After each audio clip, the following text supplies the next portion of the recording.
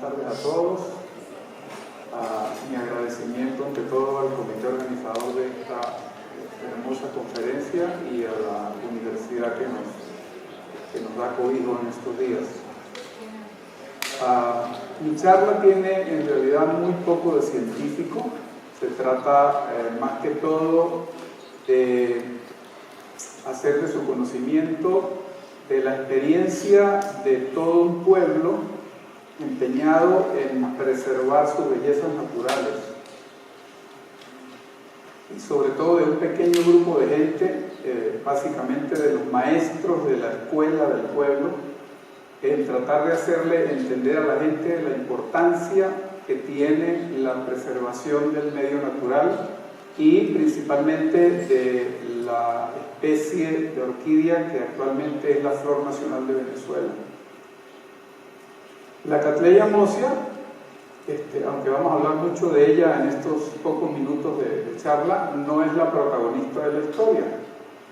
Simplemente es el vehículo para que esta gente expresara sus sentimientos y su deseo de conservar.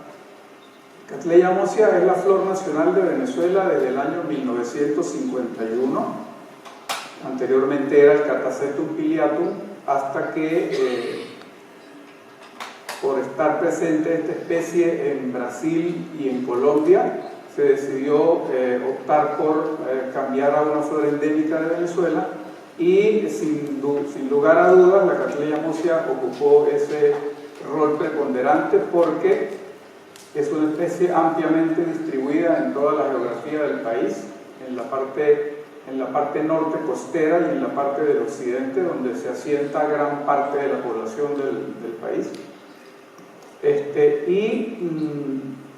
Dada su belleza y su importancia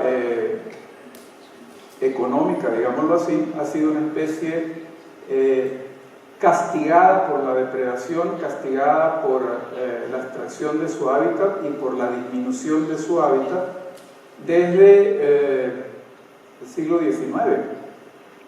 Y aun cuando en 1951 por decreto presidencial se estableció y se le dio rango de especie protegida en Venezuela, pues su depredación aún no ha parado. Acá tenemos la distribución de la especie.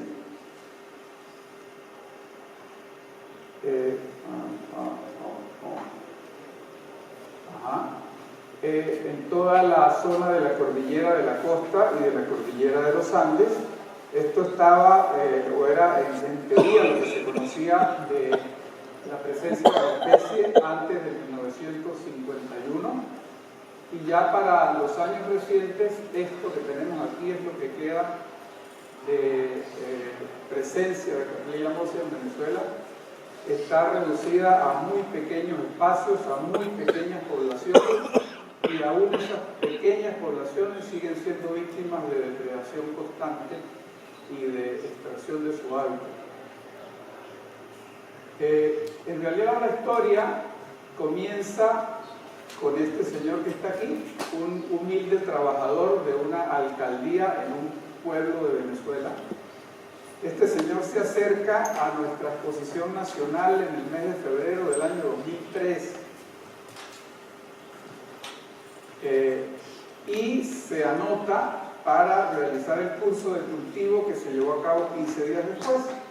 En ese curso de cultivo este señor se me acerca y me dice: profesor, yo vengo de un pueblo que casi nadie conoce, que casi nadie frecuenta, porque es un pueblo no turístico, es un pueblo que no presenta ningún atractivo en realidad, es un pueblo muy pequeño, y en mi pueblo tenemos muchísimas orquídeas de las que usted nos mostró en el curso. Nosotros tenemos muchísimas en los árboles, los árboles se están cayendo de la cantidad de orquídeas que tienen.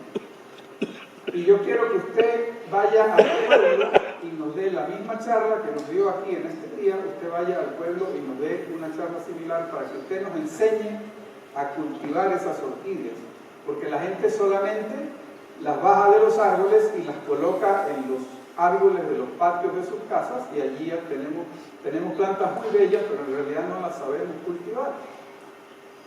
Bien, para darles una idea de dónde estamos ubicados, aquí tenemos toda la cordillera de los Andes venezolanos y para referenciar, si nos acercamos un poco, tenemos la ciudad de Mérida, del estado Mérida, Venezuela, la ciudad de San Cristóbal y muy cerca la ciudad de Cúcuta en el norte de Santander. Entre Mérida y Cúcuta habrá algo así como 250 o 300 kilómetros de distancia. ¿Sí? Y el pequeño pueblo que va a ser objeto de esta charla se llama Aricagua. ¿Sí? Aricagua es un pequeño pueblo ubicado aproximadamente a 96 kilómetros de la ciudad de Mérida, y para llegar a él hay que atravesar la cordillera de los Andes. Son 96 kilómetros, pero para recorrer esos 96 kilómetros necesitamos 7 horas en rústico, en vehículo rústico. Es un pueblo al que solamente la carretera se llega al pueblo, pero el pueblo, la única salida que tiene es esa. Ese pueblo no tiene conexión con ninguno de los otros pueblos de la zona. La carretera es bastante complicada. Allí lo pueden ver, es una carretera para mula y para burro prácticamente. Luego llegamos a un bosque nublado, una selva nublada de una gran belleza.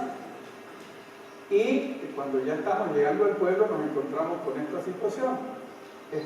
Grandes extensiones de tierra,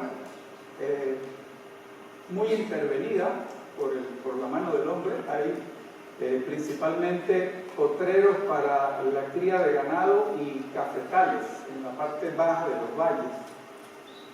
¿Sí? Fíjense que tenemos grandes zonas que antiguamente eran bosque, ahora están intervenidas, y eso es una constante en muchos pueblos de la zona, y yo creo que en todos nuestros países andinos tenemos prácticamente la misma situación.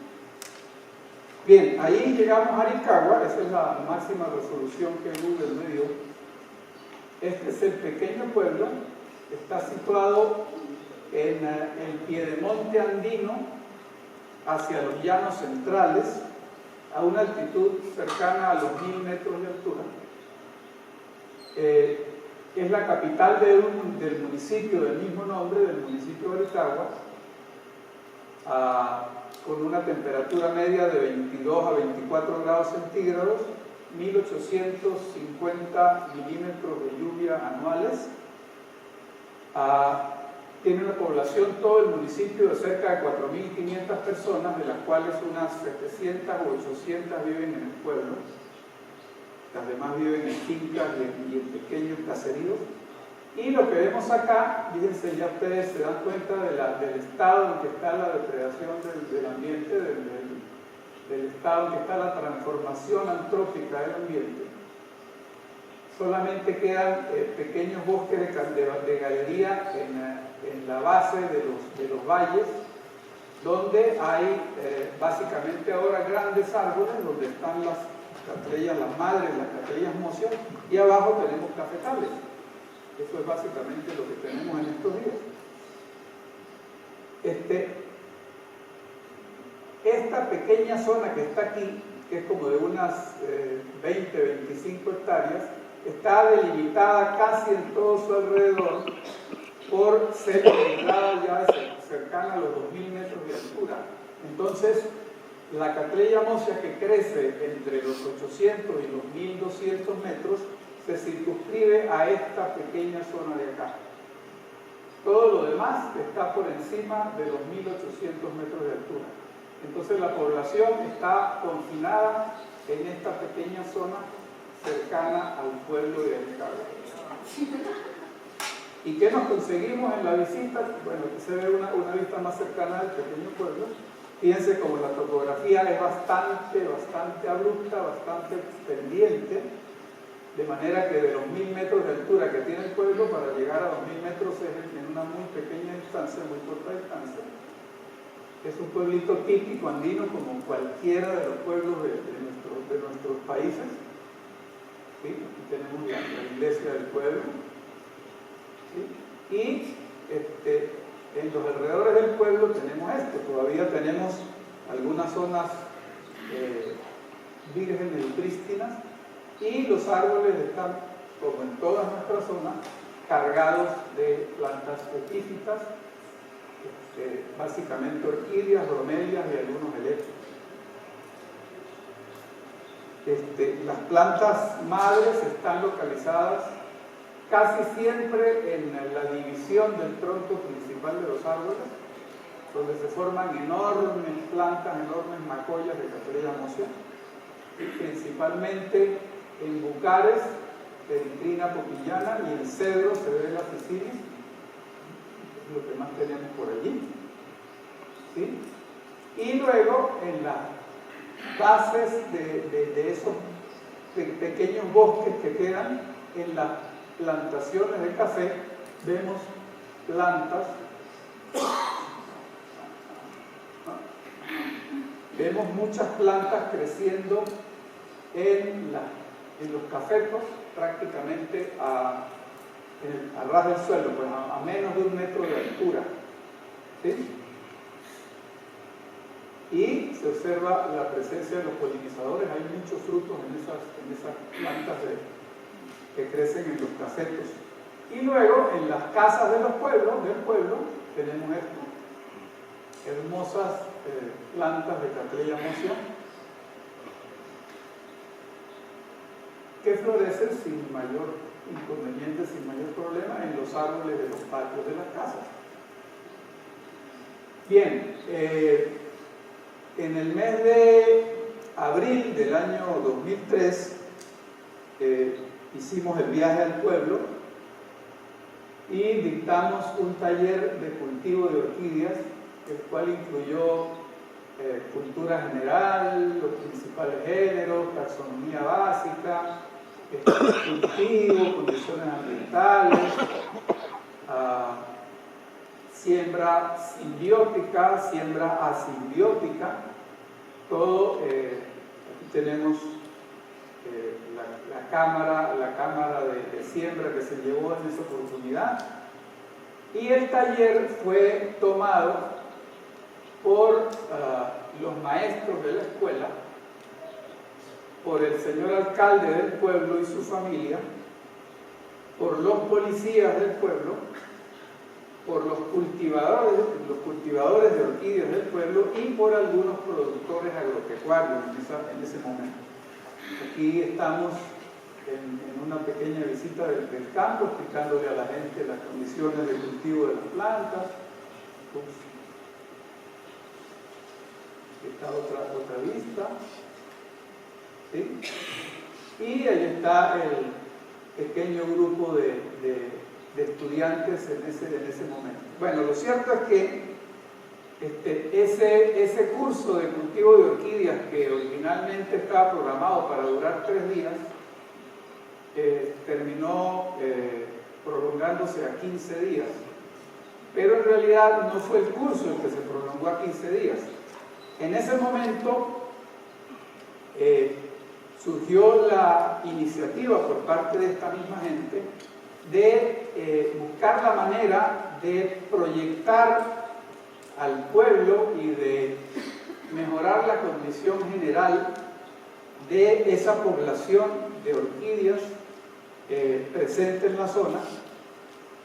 Y luego de una tormenta de ideas con esta misma gente, ¿verdad?, decidimos que la palabra clave para proteger las orquídeas era educación, ¿verdad? Pero ¿educación para qué? Educación para cultivar, sí, pero no. ¿Okay? No queríamos enseñar a la gente solo a cultivar, queríamos enseñar a la gente a conservar, queríamos enseñar a la gente a amar, a querer a las orquídeas. ¿Y cómo íbamos a lograr eso? Simplemente viendo a quién teníamos que educar y para qué los íbamos a educar. Entonces empezamos por educar a los niños de la escuela en todas las etapas educativas, ¿sí? Entonces se crearon pequeños programas de educación para, desde los niveles más pequeños, enseñar a los niños a proteger a las orquídeas, enseñarlos a conocer las relaciones simbióticas de las orquídeas con otras especies, enseñarlos a que no son parásitas básicamente, enseñarlos a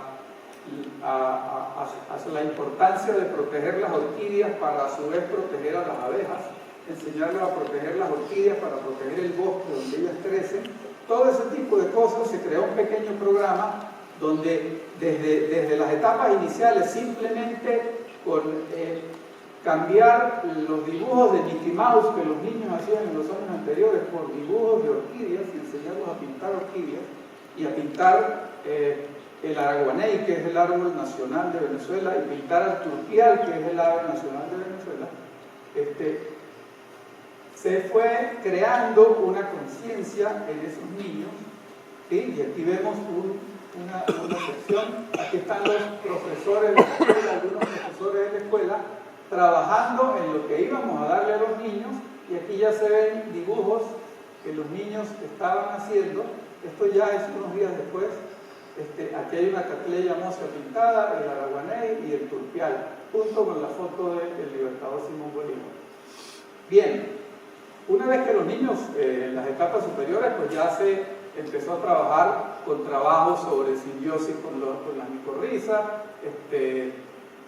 la importancia de las orquídeas y de otras plantas para preservar el agua en los bosques, bueno, una cantidad de cosas para que esos niños crearan conciencia conservacionista. ¿A quién más íbamos a preparar y enseñar a querer? A los cultivadores que ya existían en el pueblo, ¿sí? A enseñarlos que no solamente es importante tener esas orquídeas en su casa, sino enseñarles lo maravilloso y lo hermoso que es poder ver esas plantas en su ambiente natural. Y cómo iban ellos a contribuir a eso. Simplemente los enseñamos a aprovechar los frutos que esas orquídeas producían todos los años y enseñarlos a polinizar esos frutos, y el año siguiente, cuando esos frutos maduraron, se programaron salidas de campo y visitas de campo para esparcir esas semillas en los cafetales de los productores cercanos. Eso se hizo o se siguió haciendo de manera sistemática durante todos los años sucesivos, entre otras cosas. Y luego de 4 o 5 años empezamos a ver cientos de plantines creciendo en los cafetales de los productores agropecuarios cercanos al pueblo. Y esos plantines han crecido, se han desarrollado, y ahora vamos a ver el fruto de ese trabajo, ¿sí? Ahí hay muchos plantincitos creciendo en los cafetales.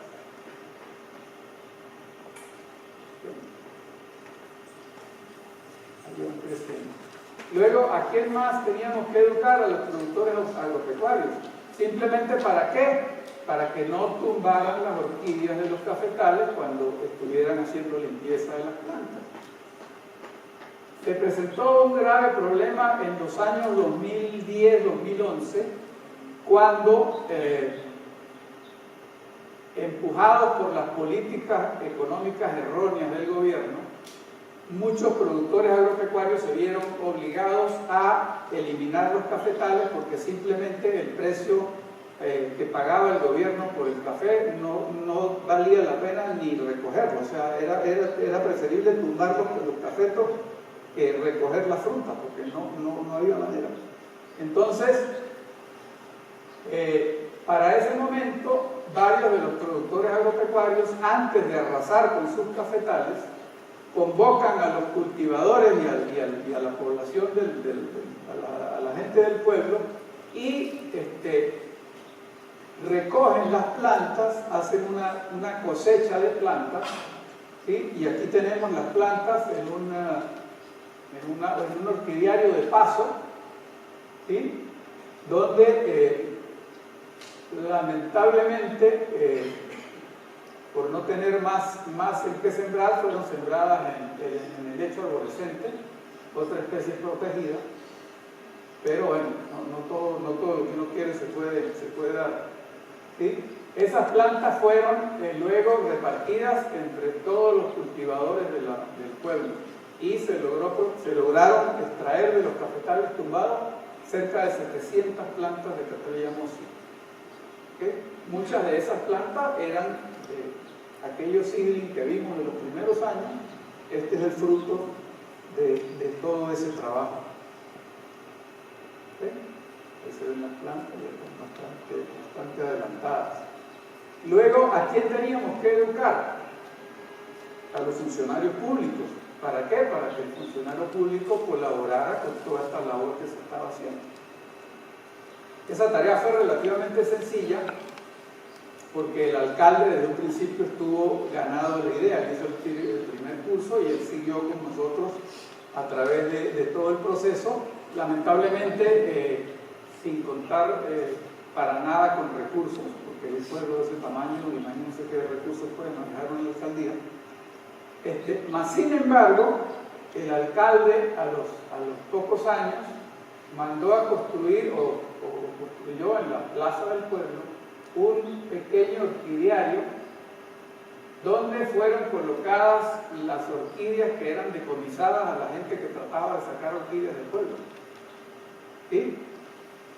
Yo creo que es el único, no sé si me equivoco, pero es el único pueblo del mundo que tiene un orquidiario en su plaza central. Eso no tiene reja, el orquidiario está abierto y las plantas que están allí nadie se las lleva, son propiedad de la comunidad. ¿Sí? Bien, los funcionarios policiales pues también hubo que educarlos para que colaboraran con la tarea y allí tampoco tuvimos problemas porque en el pueblo hay dos policías que nacieron en el pueblo, se criaron en el pueblo y son los policías de toda la vida en el pueblo, entonces ahí no hubo ningún problema. Con los funcionarios militares de un puesto que hay ahí en el pueblo, que es un puesto ambiental, tratamos de educarlos. El problema es que los rotan cada 6 meses, entonces la cosa se complica un poquito. Pero bueno, bien, aquí luego de varios años de trabajo, aquí vemos al grupo con esas caras de felicidad por la labor hecha, por la labor maravillosa que lograron hacer. ¿Sí? Esto ya es 2008, 4 años después del primer curso. ¿Sí? Lamentablemente, con la crisis que ha pasado en Venezuela, de los 17 maestros que habían en la escuela del pueblo, solamente quedan 3 maestros que se encargan prácticamente de todos los estudiantes desde el primer grado de educación básica hasta el 5º año de bachillerato. Cada maestro da 3 y 4 grados. Esa es la situación actual en Venezuela. Entonces, gran parte del trabajo pues, se ha dispersado, se ha disipado, pero bueno, se lograron muchas cosas. ¿Y qué logré yo? Conseguimos 2 planticas de Cattleya mosia ceruleum. Ahí está una, aquí está la otra. Y una semialba, muy linda, sacadas de la selva, del bosque, de las plantas que fueron reproducidas con este programa tan hermoso. Y para terminar, hace unos 2 años, en mi ciudad, en una esquina, hay un personaje que de vez en cuando se coloca en la acera y pone una cantidad de unas 15 o 20 plantas. Eso me imagino que se identifican aquí prácticamente todos los latinoamericanos. Pero el señor coloca por grupos, ¿verdad?, muy bien acomodadas las plantas, y todas son epidendrum ciliares, ¿sí? Básicamente, todos epidendrum ciliares. Y cuando la gente llega a preguntar, el señor le dice: no, caramba señora, no se preocupe, lleve una de cada una. Estas son amarillas, estas son rojas, estas son blancas, estas son moradas. Lleve una de cada una por lo menos. Y engaña a todo el mundo. Primero, que extrae las plantas de su medio natural, y segundo, que engaña a todo el mundo. Yo cada vez que lo veo me paro y cuando veo que ya tiene gente reunida me descargo y lo regaño. Bueno, esta vez, de casualidad, estaba yo pasando cerca de donde el hombre estaba y oigo un barullo, ¿no? Y veo a este muchacho que le está diciendo al hombre todo el daño que está haciendo, y lo mejor del caso es que el muchacho estaba bien asesorado, le estaba hablando de la ley penal del ambiente, que las orquídeas eran protegidas por el artículo tal de la ley penal del ambiente, que él iba a llamar a la policía para que se lo llevaran preso porque es lo que está haciendo declarando, aquello era una locura. Y yo me le acerco al muchacho y le digo, caramba, te felicito porque lo que estás haciendo tiene gran valor. Y el muchacho me mira y me dice, claro que sí, profesor. Y yo le digo, bueno, el profesor, a mí me dicen profesor porque yo doy los cursos de orquídeas en Mérida. Y me dice, profesor, yo me acuerdo de usted, pero usted no se acuerda de mí. Cuando usted fue a Aricagua en el año 2004 o 2005, yo estudiaba 6º grado de educación primaria. Y los maestros nos contaron que gracias a usted, ellos idearon el programa para conservar a las orquídeas. Y yo hoy en día estoy estudiando biología porque yo quiero dedicar mi vida a la conservación de las especies en el monte. Entonces, que terminé el trabajo, solo por este muchacho, valió la pena todo el trabajo que hice. Y bueno, vamos a seguir trabajando. Y este es el fin de la historia, les agradezco mucho su presencia.